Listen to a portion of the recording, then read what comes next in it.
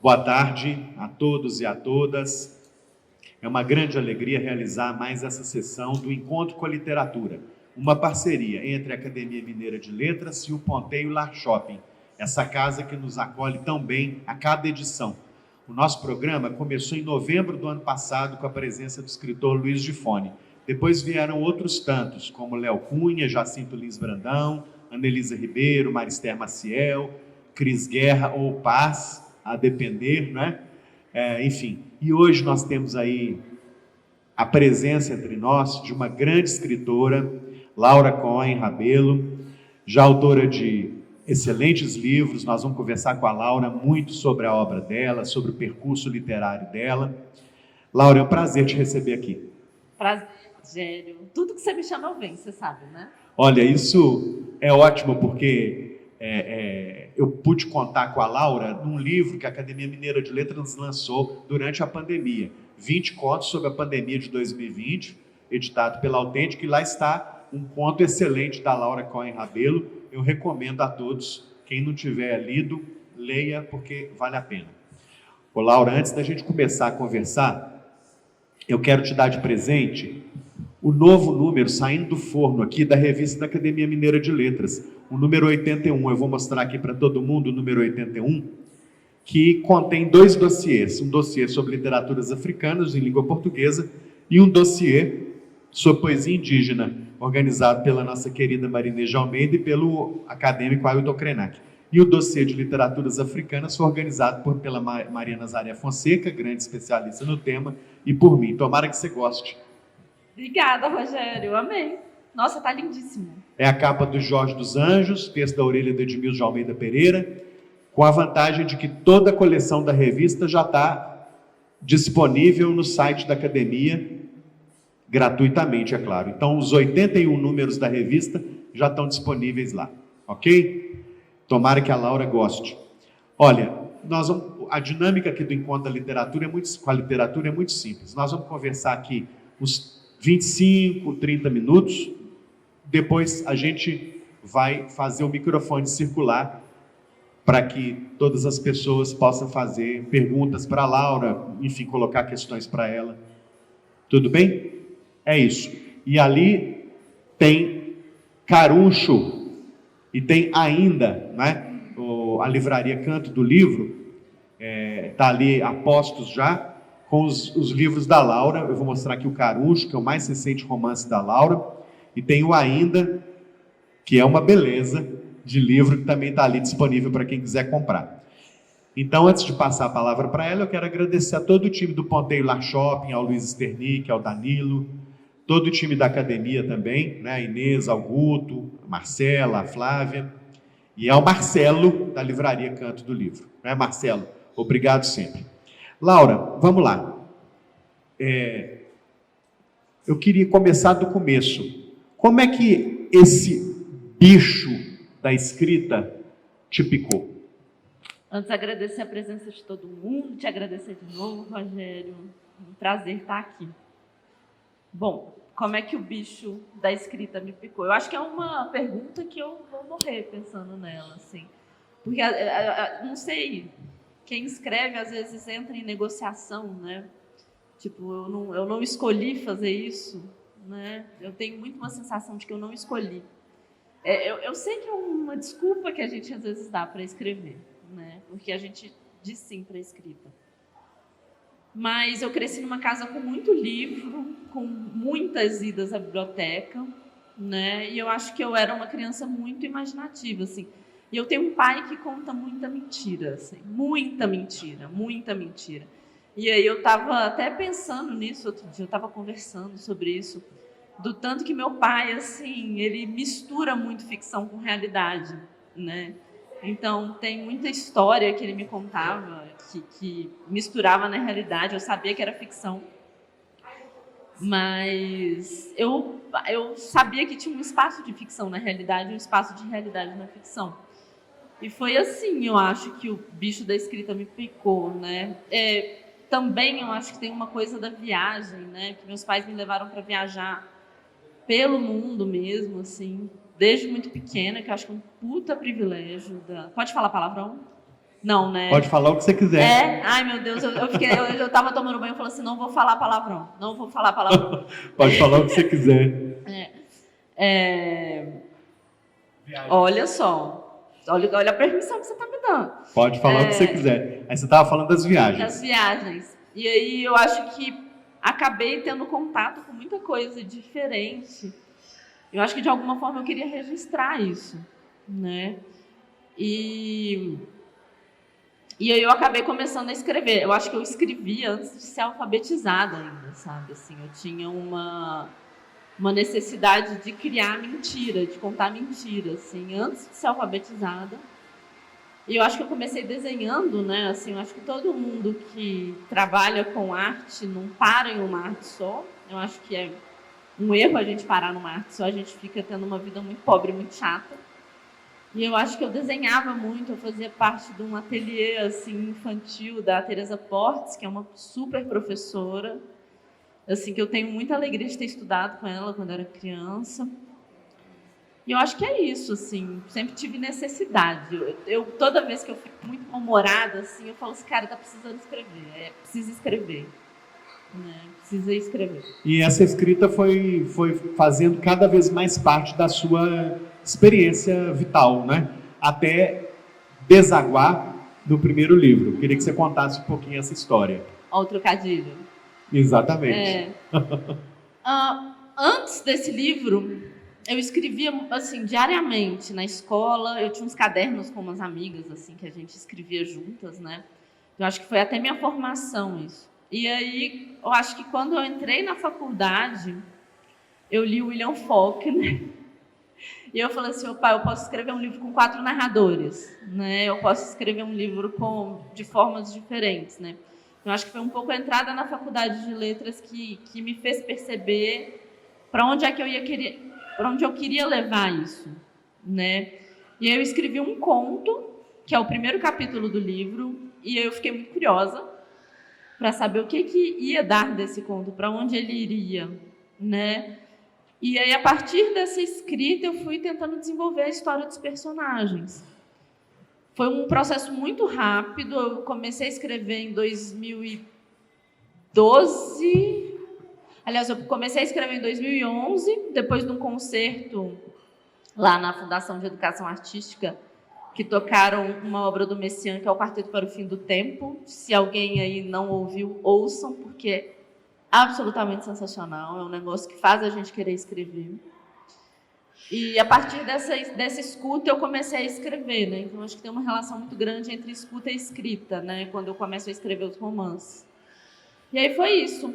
O projeto gráfico tem uma história super legal. Isso. Ele é incrível, né? Lindo. Ele foi o trabalho final de uma disciplina da Brígida Campbell que eu fiz lá na UFMG, uma disciplina de projetos gráficos. E aí eu fiz uma dupla com minha colega Luiza Helena Ribeiro, que ela era uma designer, virou uma designer, assim, foi designer até o fim da vida dela. E a gente fez esse primeiro projeto gráfico, assim, um fim de semana, entregamos o trabalho, e aí a minha professora falou assim, ótimo, agora vocês publiquem esse livro, por favor, né? E aí eu conheci a Elza da Impressões de Minas, que é a minha guia espiritual livrística, assim, ela é muito... Eu não faço nada sem pedir permissão para ela. E aí a gente fez a publicação desse livro. História da Água. Olha, a Laura já falou aqui em alguns universos que ela explorou muito ao longo do tempo, né? Você já falou no universo das viagens, no universo da música, que está cada vez mais presente na sua literatura, também da vida acadêmica, universitária, de estudantes e professores. Nós vamos falar daqui a pouquinho um pouco sobre cada um desses universos que você explora muito bem. Mas antes eu queria falar sobre Ainda. Ainda está aqui, né? Que veio depois do História da Água, né? Como é que foi essa aventura de escrever Ainda? O Ainda foi quando eu comecei a estudar grego, né? Eu queria sair da faculdade de letras uma época, eu vi uma aula do Jacinto. Aí eu fui estudar grego. É isso, assim. Se você vê uma aula do Jacinto, a sua vida acabou. Você vai ter que estudar grego em algum momento, né? Então, assim, se vocês acham que está precisando de algum propósito, assistam, tem vídeos do Jacinto falando, né, no YouTube, e, assim, o Jacinto é incrível. E eu acho que eu tentei, de alguma forma, eu criei uma ficção. Eu acho que eu fico pensando também que esses 2 primeiros livros, eles são um pouco um livro escola, né? São livros escola, que eu ainda estava testando, assim, à mão, né? Muito nova também, testando à mão para ver o que eu ia fazer, né? E aí foi um livro que ele veio a partir dessa experiência com o grego, né? E eu acho que a partir da experiência de viagens também, né? Que eu fiz uma viagem para a Grécia, que foi assim, todo mundo que estuda grego acaba indo fazer uma viagem para a Grécia.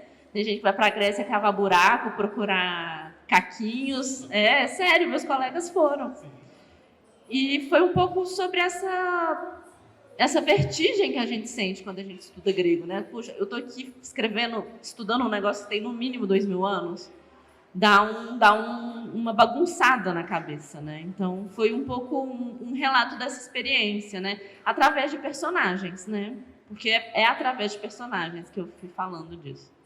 É muito interessante, porque no romance seguinte da Laura, Canção Sem Palavras, tem de novo a viagem como uma das grandes colunas vertebrais aí do enredo, né? Não é a Grécia, é a Israel. Eu queria que você falasse um pouquinho de Canção Sem Palavras. Eu tive muito prazer lendo Canção Sem Palavras, e ele une o seu interesse por viagens ao seu interesse pela música. Já tem aí a junção desses 2 universos. Queria que você explicasse um pouquinho para nós sobre esse romance.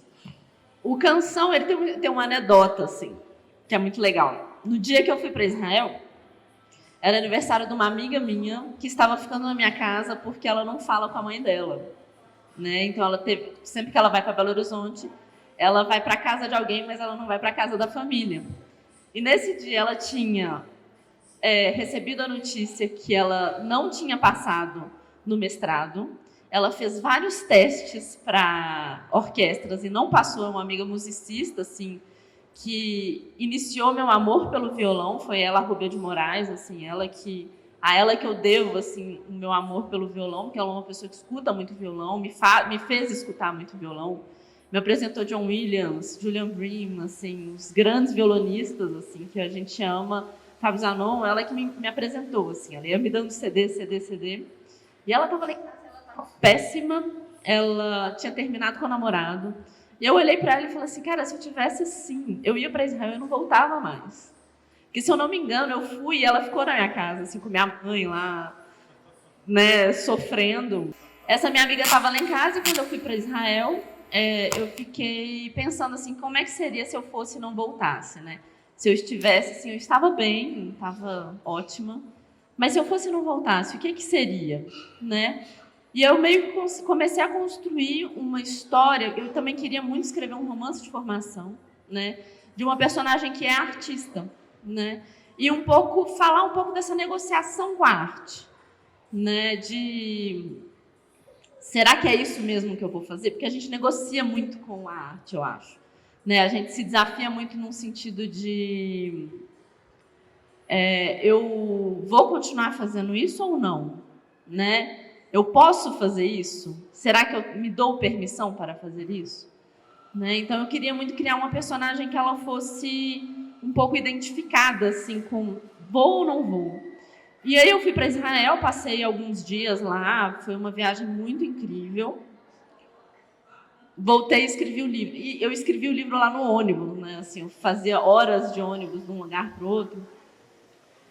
E eu escrevia muito no ônibus. Então, acho que foi muito também um livro de escutar música e de escutar as pessoas, né? Porque eu fui escutando muito as pessoas que estavam lá. Então, assim, tem muita história de família que é muito, muito interessante. Eu tinha um amigo lá que eu conheci em Israel, um amigo querido até hoje, o sobrenome dele é Balbinder. Ele é o último da família dele com esse sobrenome. Né? Então, tem algumas histórias assim que eu fui recolhendo e botando no livro.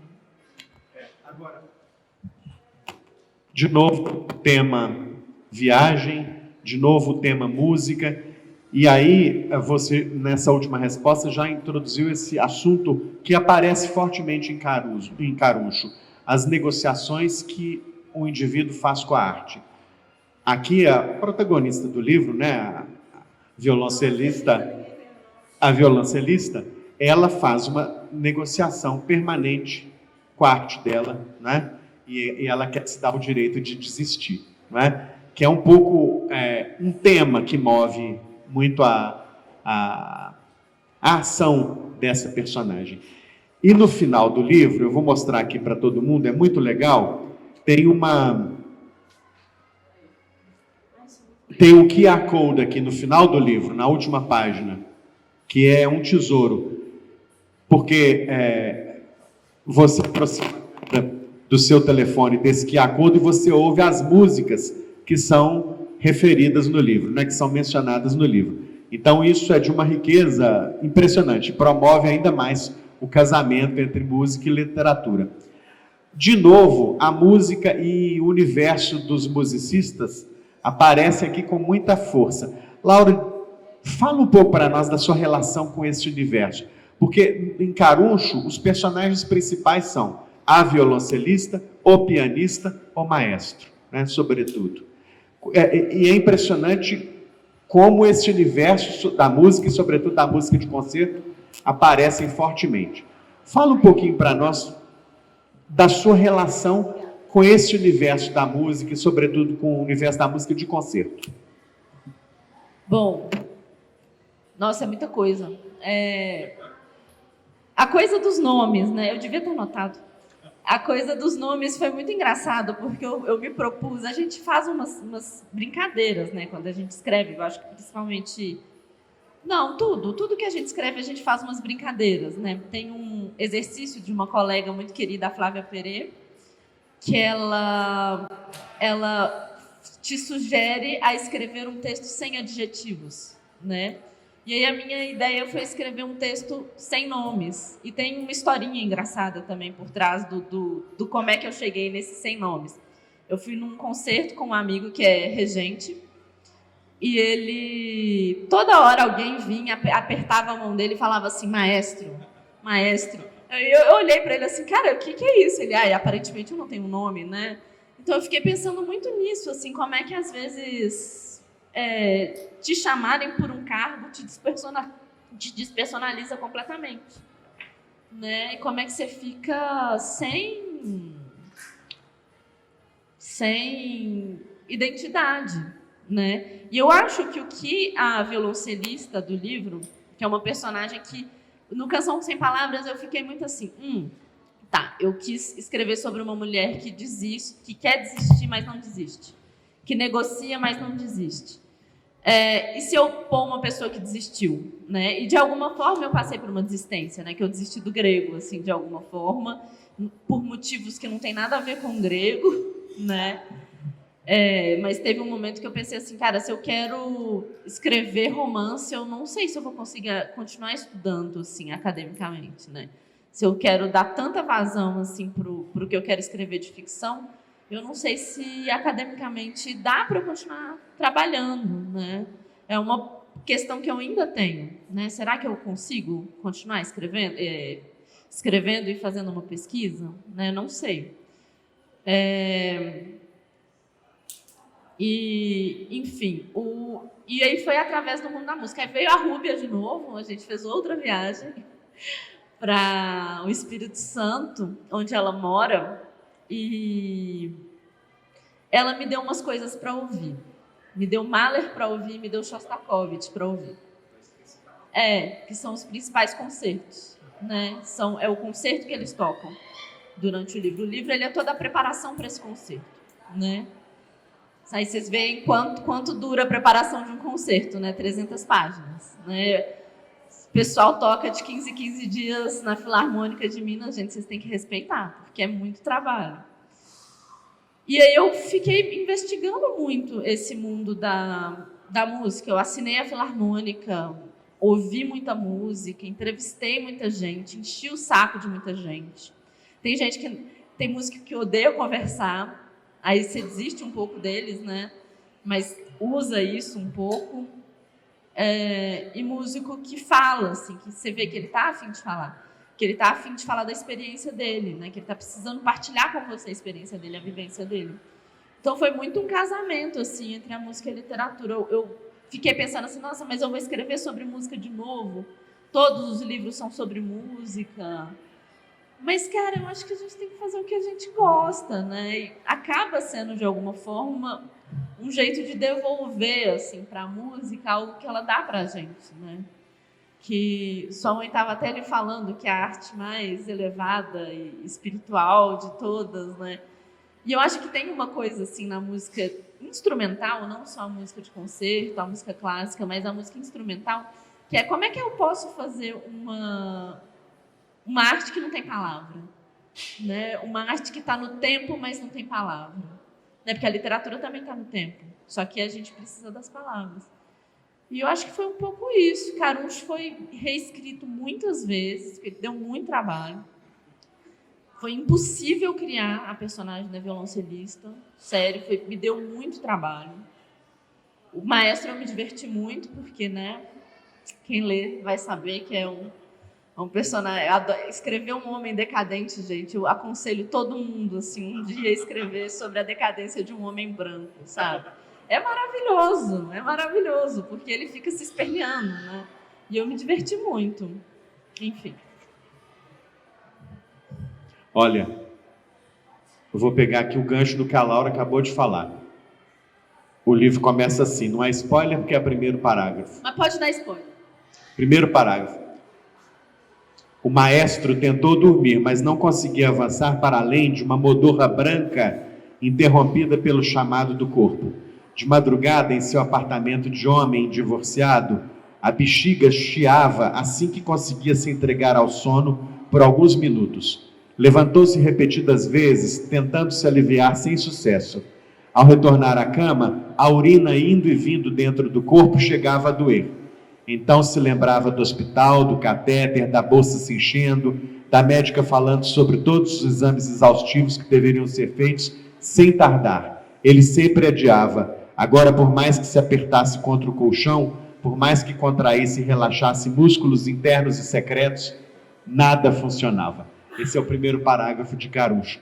E o mais interessante é esse personagem em contato com a violoncelista, né?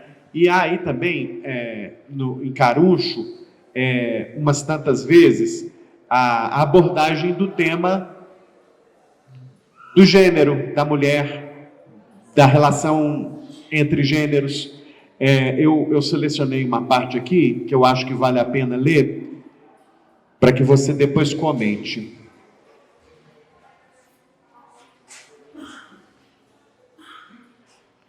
É quando o maestro rememora o que foi o casamento dele, né? Depois ele acaba se divorciando dessa mulher. O maestro começaria a frequentar mais a sinagoga só para ver aquela jovem exuberante, que é a mulher dele, a harpista, e ouvir a música de um instrumento que sempre considerou tolo, mas ao qual ela dava outra dimensão. Casaram-se depois de um curto namoro, e a esposa continuou trabalhando até a chegada das filhas, voltando a trabalhar só depois que elas cresceram um pouco. No entanto, a ex-mulher só voltou a tocar profissionalmente em poucas ocasiões, porque o que mais fazia era ajudar o maestro em suas iniciativas.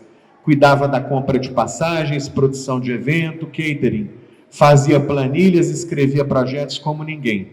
O maestro sempre tentou se convencer que fora escolha dela, somente dela, renunciar à carreira de musicista para cuidar da família e assisti-lo enquanto a carreira dele era alavancada. Não adiantava. No fundo, ele sabia a qual dos dois pertencia o poder de escolha e era trabalhoso silenciar essa consciência. E Caruncho trata isso em várias outras passagens, sobretudo quando retrata os incômodos da violoncelista em relação ao modo como ela é tratada várias vezes no texto. Eu queria que você falasse um pouquinho sobre isso.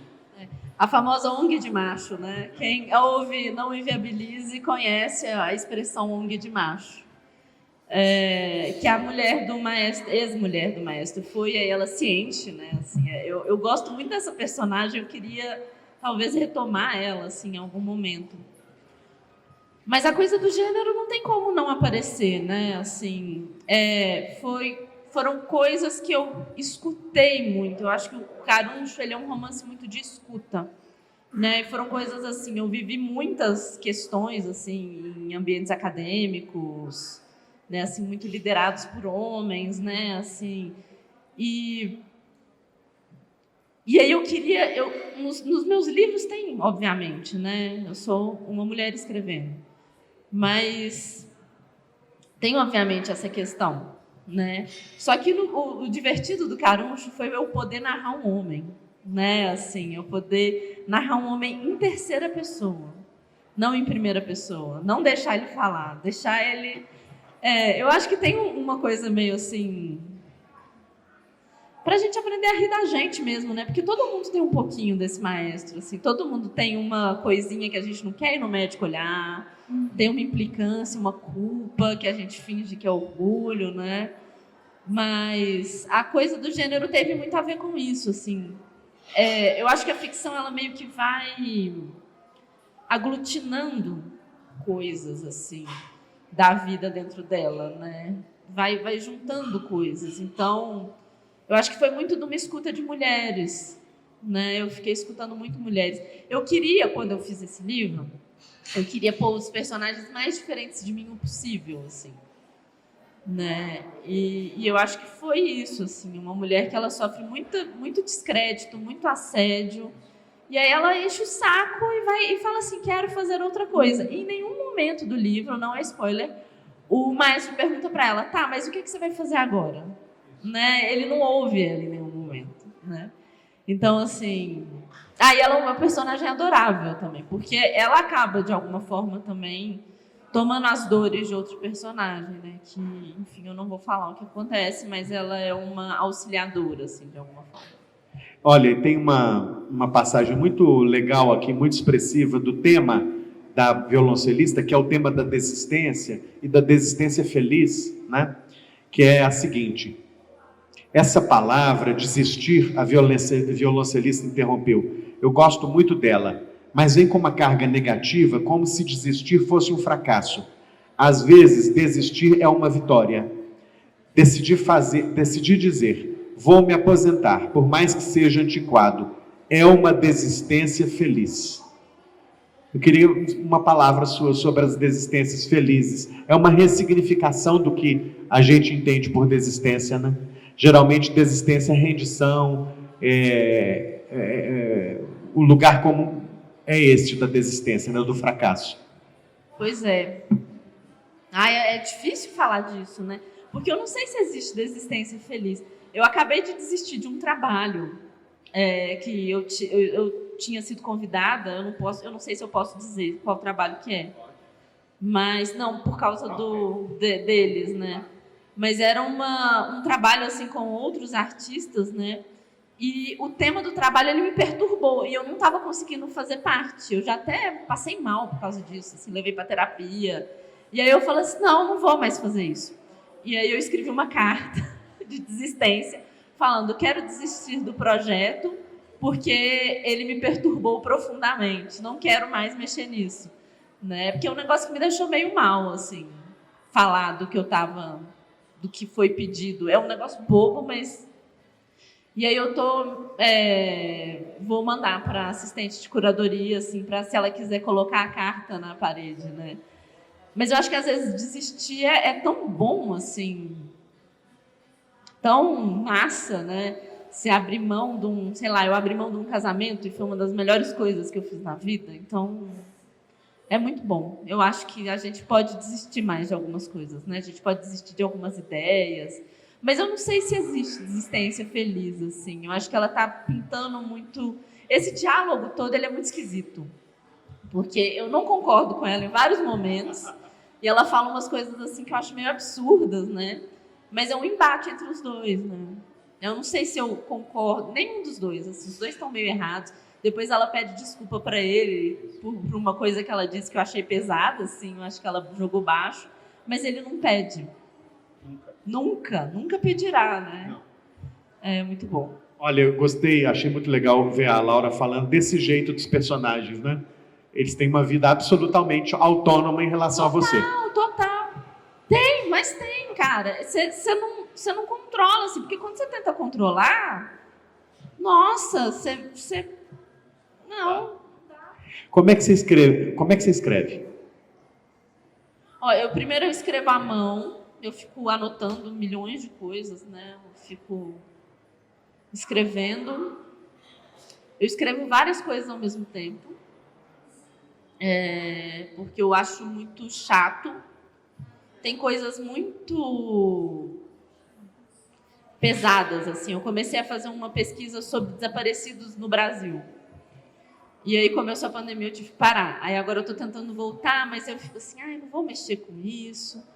Mas eu escrevo muito à mão e depois eu digito. E depois que eu digito o que eu escrevi, eu imprimo, anoto, dou para... Como diz a Marcela Dantes, vocês têm que chamar ela aqui. Vai ser em agosto. Aí. Oi, Marcela. Agosto, 27 de agosto, Marcela Dantes. Aí quando a Marcela vier, você pergunta para ela sobre os leitores beta. O que são os leitores beta? Aí, já tem uma pergunta para você fazer para ela. Que aí eu dou para os leitores beta, né? Que, assim, amigos que leem e são muito honestos a respeito do que está escrito. E aí eu reescrevo, 10 vezes o que eu fiz. O Caruncho, eu tenho 10 pastas do Caruncho, assim, 1, 2, 3, 4, 5, 6, 7, 8, 9, 10. Com tudo, assim, porque eu às vezes escrevo 3 capítulos, falo, tá uma bosta, imprimo, reescrevo tudo. Então, é muito... Apesar de ser uma coisa, assim, muito fluida, né? Porque às vezes me vem, assim, eu preciso escrever na hora, né? Eu fui num concerto quinta-feira e o concerto organizou, assim, minha cabeça a respeito de um romance que eu estou tentando escrever há um tempo. E aí eu fui escrever à noite, assim, eu cheguei e fui escrever. Mas eu acho que é um pouco isso. Eu escrevo muito na rua, assim, nos lugares, e depois transcrevo, e aí eu deixo o editor arrancar da minha mão, assim, né? Você falou aí do processo de História da Água, que surgiu primeiro como um conto. O primeiro capítulo é um conto, depois ele virou um romance, uma ficção, né? E o Davi já, enfim, falou ali muito bem dos contos da Laura Cohen. Como é que é? Vai ter livro de contos? Você escreve conto? Como é que você sabe que está criando um conto ou um romance? Tem isso na seu processo de produção? Não. Porque eu minto para mim, né? Eu começo a escrever uma coisa, eu falo, tá bom, é um conto. Eu vejo todos os meus alunos fazendo isso também, né? Eles começam a escrever um negócio assim que tem 30 páginas e falam assim, é um conto, mas eu ainda não terminei. Eu falo assim, chama de livro logo, né? Chama de romance, dê o nome certo. Mas aí eu começo com, assim, tem coisas que eu sei que vão ser romances e tem contos que eu sei que vão ser contos. Assim, eu acho o conto muito mais difícil, assim. Eu já vi a Beatriz Bracher falar isso. Eu concordo muito com ela. Que ela fala que o conto é mais difícil porque você tem menos espaço para errar. Né? E errar num sentido odisseico, assim, né? Errar, assim, perambular, sumir, voltar, né? E o conto não, o conto ele tem que ter um tempo muito preciso, assim. Às vezes eu acho que a precisão me sufoca um pouco, né? E aí os contos, não sei se vai ter livro de contos, porque eu montei um livro de contos, aí eu falei, isso não é um livro de contos, aí eu comecei a publicar os livros os contos, assim, em qualquer lugar, assim, qualquer lugar não, assim, eu fui mandando para revista, mandando para um monte de lugares, assim, eu estou cantando um editor daqui de BH, que eu amo os livros dele, para fazer um conto editado por ele, vamos ver se ele me aceita, se ele me quer, mas eu tô espalhando, assim, esses contos, assim, né, mas não sei, agora nas férias, eu tive férias, eu comecei a escrever 3 contos, não terminei nenhum. Porque eu escrevi, aí eu dei até para o Davi ler e falei assim, como é que eu termino isso aqui? Ele falou assim, cara, você precisa, não sei. Né? Então, eu acho que o conto também, para mim, ele tem um tempo diferente. né? E se eu releio depois de escrever, aí eu vou reescrever muito. E é uma desgraça, assim. Mas eu gosto muito, assim. Eu acho que eu nunca publiquei um conto que eu não tenha gostado dele, né? Laura, vou passar o microfone para o público, mas vou fazer uma última pergunta. Você falou aí dos seus alunos. Todo mundo sabe que a Laura dá aula, criou estratégias narrativas, dá aula em pós-graduação de escrita, de processo criativo. Como é que é essa experiência? Como é que você vê os alunos entrando? E com que sentimento você acompanha esses alunos durante o curso? Com que sentimento você vê esses alunos saindo? O que acontece aí nessa convivência, nessa jornada? Vou tentar falar isso sem chorar. Deve ser ótimo, né? Deve ser ótimo. Eu fico emocionada, real, assim. Porque é muito lindo você acompanhar a escrita de alguém, assim. Eu acho que é um privilégio sem tamanho, assim. Mas porque eu acho que, acima de tudo, além de ser um ganha-pão, né? Porque tem essa parte da vida, tem uma parte de uma escrita que alimenta a minha escrita também, né? Uma energia deles que alimenta a minha, né? E aí eu fico vendo muito as dúvidas, as questões, os problemas, as desistências, assim. É muito massa quando alguém desiste de um livro e você fala assim, ótimo, vai escrever outra coisa. Tem uma libertação também. É lindo quando saem. Eu acho que eu fico mais feliz quando as pessoas publicam livros do que quando eu publico livro.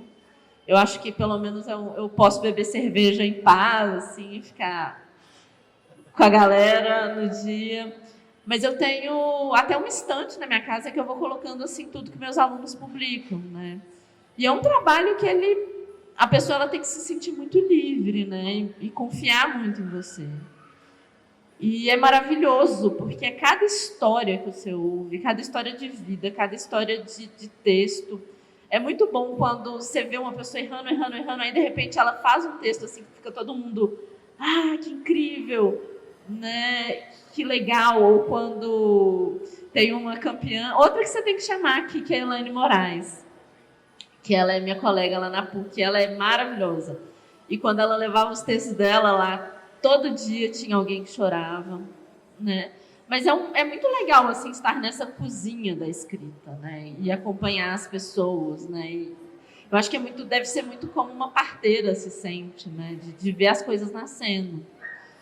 E é um aprendizado também. Tem muita coisa assim que as pessoas fazem que eu falo assim, opa, tô com inveja, vou fazer igual, né? Então acaba tendo muito isso, né? Eu acho que é muito o centro assim da minha escrita, é as aulas mesmo.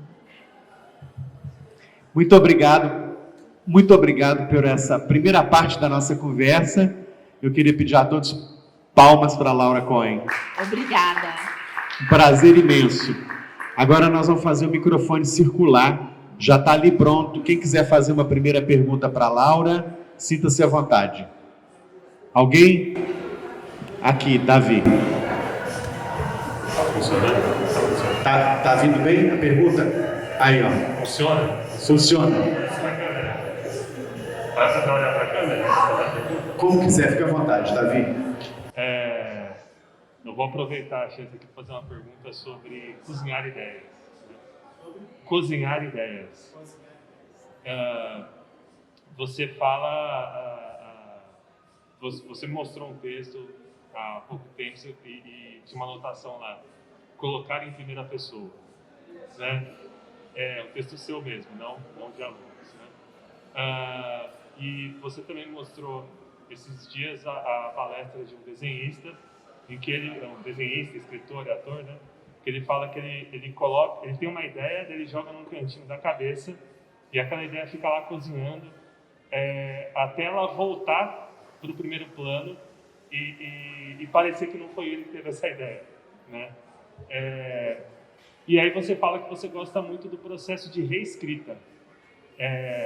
Você diria que a reescrita é essa cozinha, esse processo de cozinhar na escrita? Muito obrigada pela pergunta. Cara, eu pensei no biscoito, né? Tem um biscoito italiano, que é os biscotti, né? Aqueles que têm amêndoas e castanhas e passas, é uma delícia. E ele é muito legal porque ele é um biscoito que você faz um rolinho e você assa, aí você tira da assadeira, você corta ele e assa de novo, né? O biscoito é uma coisa que é assada 2 vezes, né? Tem esse bi nele, né? E eu fico pensando muito que a literatura pode ser um biscoito, né? Assim, nesse sentido, não bolacha, biscoito. Num sentido de ser uma coisa que você pode refazer, né? A palestra é do Lourenço Mutarelli, né? E o Mutarelli, ele é uma palestra que ele dá no Quartas ao Cubo, e ele vai desenhando, assim, o processo criativo dele. Aí ele fala que o diabo fala com o Chiptotec, que fala com o macaco, que fala com a gata dele, que chama Mentira, que fala com ele. Que é assim que ele tem as ideias. Né? Só que não, é a gente, né? Só que tem algum lugar na cabeça, sei lá, você pode chamar de inconsciente, se você quiser, né? Em que as ideias realmente vão cozinhando, né? Que as ideias realmente vão dando conta de si lá, né? Também tem, eu gosto muito de cozinhar, né? Eu acho que se eu não escrevesse, eu ia só cozinhar. Eu fico pensando muito naquelas sopas assim que ficam 4, 5 horas cozinhando, né? Às vezes eu acho que a literatura é um pouco isso, né? Às vezes tem algumas coisas que são meio ovo frito também. Que você frita o ovo e tá pronto. E aí você nem sabe como é que você fritou, de tão automático que é o gesto, assim, de fritar o ovo. E fritar o ovo não é fácil, né? Quem frita ovo sabe que tem magia, assim, né? Enfim, eu aprendi uma técnica outro dia, depois se vocês quiserem, é maravilhosa. Você coloca um pouco de água, quando ele está quase pronto, tampa. Ele fica com uma capinha assim em cima da gema. Enfim. Perguntas? Ali. Ei, Laura. Ai, a Sandra! Oi! Maravilhosa! Obrigada, maravilhosa, que hoje você... prazer estar aqui, Laura, obrigada pelo convite. Eu fui professora da Laura de literatura latina, então minha pergunta vai mais ou menos nessa linha. Depois de tanto tempo na Faculdade de Letras e tantos percursos, né, com vários professores, inclusive no mestrado, né, fiquei muito triste quando você deixou o Alexandre. Concluiu a dissertação, mas o Alexandre ficou como projeto, né, concluído. Eu fico pensando assim, nesse processo seu incrível de criação, como que as revisitações de todo esse percurso que você teve, de leituras, de contatos com mundos diferentes, antigos, modernos, como que esse processo de revisitação ele surge durante a escrita? Se tem consciência, presciência, ou como que esses momentos afloram no processo de escrita? Obrigada, gente. A Sandra é uma das mulheres mais incríveis da Faculdade de Letras. Eu preciso falar isso. Que a aula dela é de chorar de maravilhosa. A gente falou muito de escrever, não fala muito de ler, né? Eu acho que é uma questão muito sobre isso.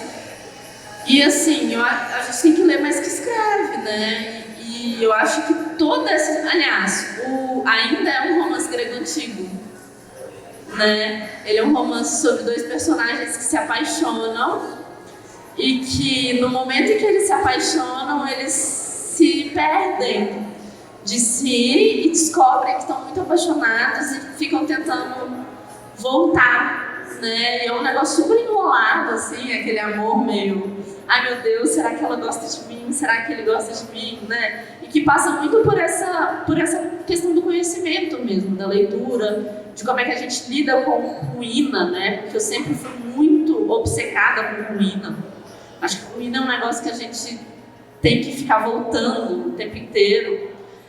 E é muito consciente a minha lida assim, com o estudo e a escrita, né? Eu fico pensando muito que eu gosto muito de pensar nos meus romances como romances de estudo, né? Tem alguma coisa que eu quero estudar nesse romance. Por exemplo, o Canção Sem Palavras eu queria escrever no presente ele inteiro. Eu queria ver como é que é escrever um livro no presente. Dói muito. No História da Água eu queria 4 narradores. No Ainda eu queria um romance epistolar, mas contemporâneo. Então, é um romance que tem carta, mas que também tem conversa no Gtalk, porque ainda não tinha o WhatsApp na época que eu escrevi ele. E o Caruncho era muito eu tentando fazer personagens que fossem muito diferentes de mim. E aí eu acabava, assim, indo para literaturas muito diferentes da minha, né? Assim, eu acabava pensando muito nisso. E aí, sei lá, outra coisa que eu gosto muito, assim, que isso é do romance latino, que é maravilhoso, que Sandra traduziu, e, gente, leiam Satiricon e o Metamorfoses de um Burro de Ouro. Gente, é divertidíssimo, é sensacional, é um erótico, assim, para além do que a gente acha do passado, né? A gente hoje em dia é muito mais conservador do que essa galera. E eu fico pensando muito que a literatura não é uma metamorfose, né? Eu tô muito nessa ideia, assim, todo personagem passa por uma metamorfose, né? Então, acho que tudo que a gente estuda, desde que, sei lá, astrologia, design de interiores, jardinagem, música, eu acho que isso tudo tem que entrar na literatura, né? Eu acho que tudo que a gente estuda tem que entrar na literatura. Eu ainda tenho muita vontade de escrever um romance epistolar por causa do romance de Alexandre, que ele é, sei lá, uns 30% dele é de cartas, né? Que é um romance que eu traduzi no mestrado. Mas eu acho que escrever é uma forma de estudar, uma forma de entender o mundo, né? O próprio Lourenço Mutarelli, ele fala assim, eu preciso entender esse assunto, vou escrever um romance sobre, né? O Marcos, que está lá no ateliê comigo, está muito massa, assim, acompanhar o processo dele. Pode falar? Você vai me matar? Você vai ficar tímido? Você vai me quebrar uma garrafa na minha cabeça? Todo mundo te olhando, né? Desculpa. Ele tem uma coisa massa que ele começou a investigar a história da família dele. Eu acho que isso também é muito massa, assim, de ver a pesquisa das outras pessoas acontecendo, né? Enfim. É isso. Maurício.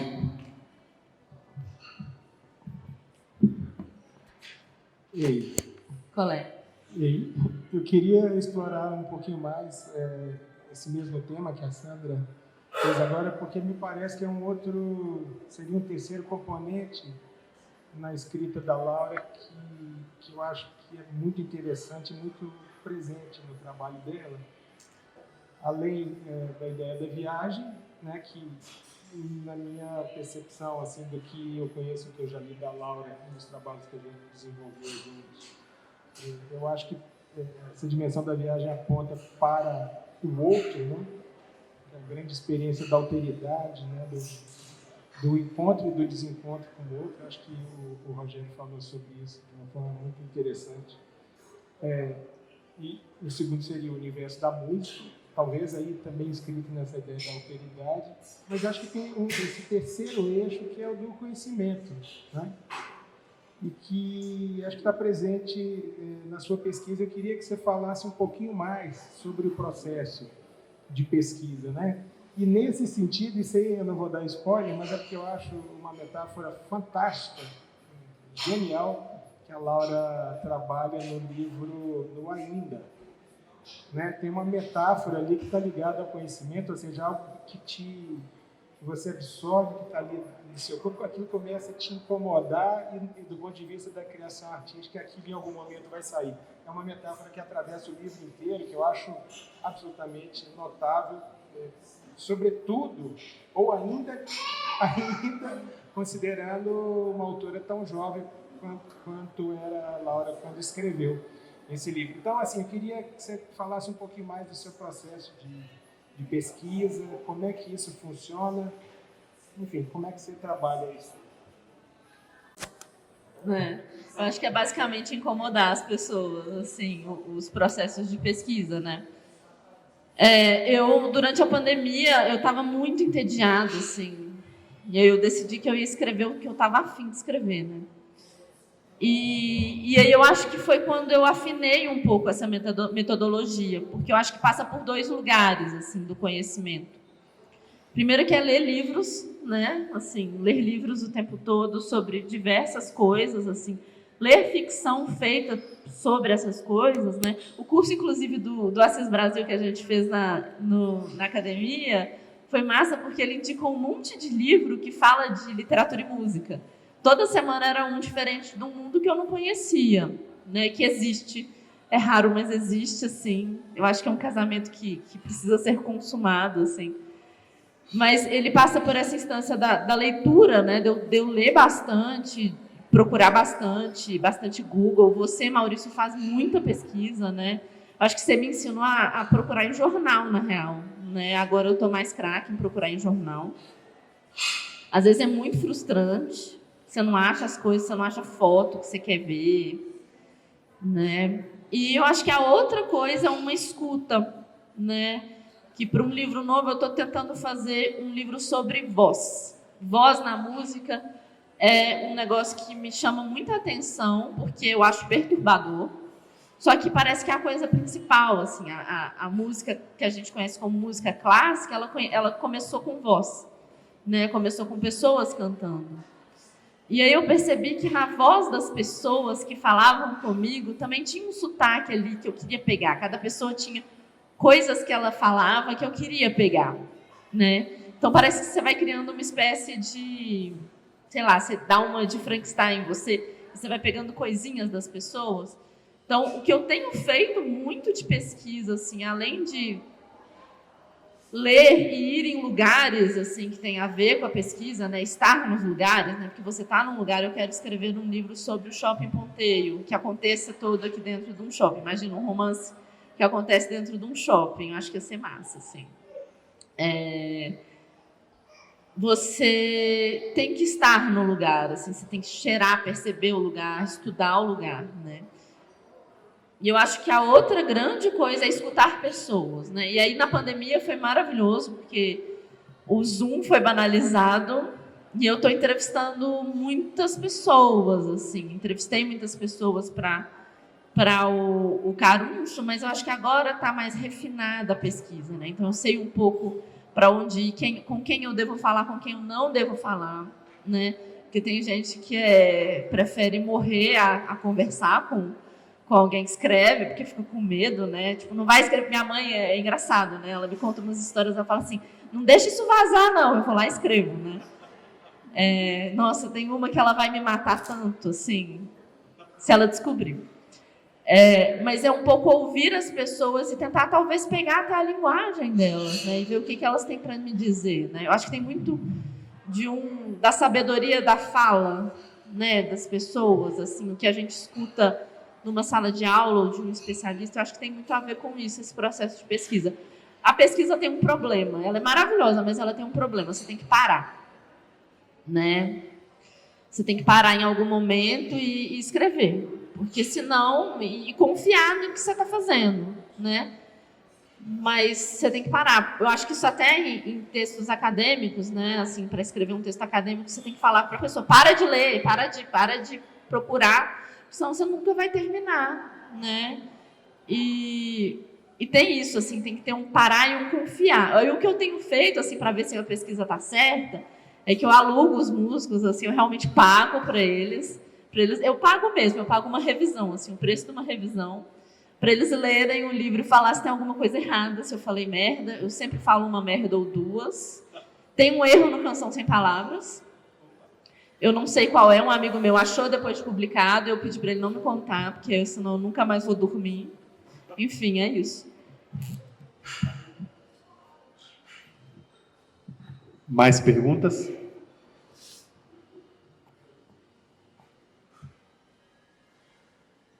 Alguém mais quer fazer perguntas para a Laura? Laura, o que me impressiona muito na sua escrita, eu já falei isso, até naquela entrevista que a gente fez durante a pandemia, eu falei, é o quanto os seus diálogos são ótimos, né? E agora eu gostei muito em Caruncho, o quanto os personagens são bem compostos. Eles têm corpo mesmo, corpo de verdade, né? Eles são muito bem São muito convincentes, seus personagens me convencem muito. Eles têm memória, têm afeto, eles são personagens mesmo, bem construídos, né? É muito gostoso ler um romance assim, porque a gente vai no embalo, né, do prazer da leitura ali. Uma última pergunta, então, para terminar, faço eu. Quero registrar a presença aqui do nosso querido amigo Moisés Mota, presidente da Academia de Ciências e Letras de Conselheiro Lafayette. Obrigado, Moisés, viu, por ter vindo, viu, um prazer. O Moisés é um agitador cultural de Conselheiro Lafayette. Eu sempre reflito sobre isso, né, sobre a importância das instituições de cultura nos municípios brasileiros. Isso é muito importante. São espaços de diálogo, de encontro, de reflexão, não é? É bom ter um lugar, né, em que a gente possa conversar sobre os temas da cultura. Laura, para terminar,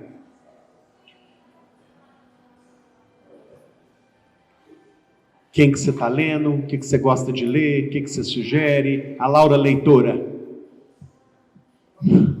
Nossa, eu estou lendo muito porque eu estou de férias. Nossa, eu li tanta coisa boa nas férias.